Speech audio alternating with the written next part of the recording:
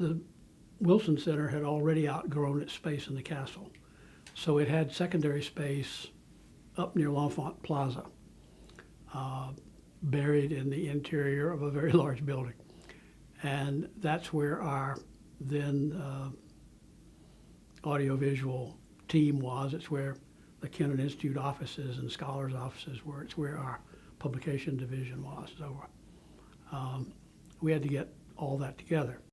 The public loved going to meetings in the castle, and there were lots of complaints that, this is just another federal building. And then they realized having this auditorium where you can really see and hear adequately is terrific. And there are places where they can have 3 meetings at a time, and the scholars aren't disturbed in the process. It grew and came to be not only accepted, I think, but respected. Billington had a clear idea that the term think tank was not widely used, but to the extent that it was becoming used, he wanted to make very clear the Wilson Center was not a think tank. It was a center for advanced research. And it meant that most of the people here had doctorates. They were working on books. They were doing research that was not to respond to this week's headlines, but to look either into the past or into the human condition or over the horizon on policy relevant material to think boldly and in fresh terms.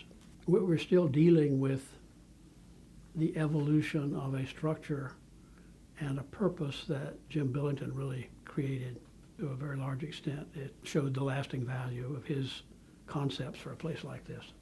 We have gotten great value out of the scholars who have gone into public affairs, and very good value out of a number who have gone on to write very distinguished academic products that reached a much wider audience.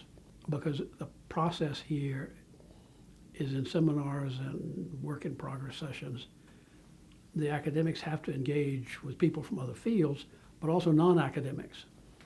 And one of the things I have not mentioned is the very salutary effect of having in the mix of our scholars top-level journalists, because these are people who don't claim to be writing history, although some of them come very close, but they try and grab the essence from what information is available to get it put together in a very accessible form and do it quickly.